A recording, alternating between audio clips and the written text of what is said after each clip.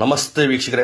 ಗುರುಗಳೇ, ನಾನು ಕೊಟ್ಟಿದ್ದ ಸಾಲ ನನಗೆ ವಾಪಸ್ ಬರ್ತಾ ಇಲ್ಲ, ಸಾಲದ ಬಾಧೆ ತುಂಬಾ ಆಗಿದೆ, ಅದಕ್ಕೆ ಏನು ಪರಿಹಾರ ಗುರುಗಳೇ ತಿಳಿಸಿ ಅಂತ ಹೇಳಿದ್ರಲ್ಲ.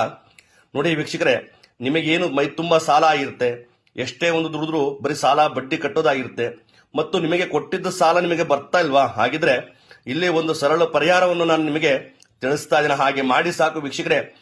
ನಿಮಗೆ ಸಾಲದ ಬಾಧೆ ಏನಿದೆ, ನಿಮಗೆ ಬರೋದು ದುಡ್ಡು ಏನಿದೆ, ಸಂಪೂರ್ಣವಾಗಿ ನಿಮಗೆ ಕೈಗೊಳ್ಳುತ್ತೆ. ನೋಡಿ, ಒಂದು ವಿಳೆದೆಲೆ, ಒಂದು ಅಡಿಕೆ, 5 ಯಾಲಕ್ಕಿ ಮತ್ತು 11 ಲವಂಗವನ್ನು ನಾನು ಇಟ್ಟಿದ್ದೇನೆ. ಕಾಣಿಸ್ತಾ ಇದೆಯಾ?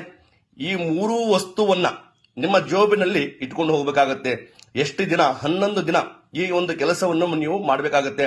11 ದಿನ ಏನ್ ಮಾಡಬೇಕಪ್ಪ ಅಂತಂದ್ರೆ, ಈ 3 ವಸ್ತುವನ್ನ ನೋಡಿ, ವಿಳೆದೆಲೆ, ಅಡಿಕೆ, ಯಾಲಕ್ಕಿ, ಲವಂಗ, ಈ 3 ವಸ್ತುವನ್ನ ನಿಮ್ಮ ಜೋಬಿನಲ್ಲಿ, ನಿಮ್ಮ ಪರ್ಸ್ನಲ್ಲಿ ಇಟ್ಕೋಬೇಕಾಗತ್ತೆ.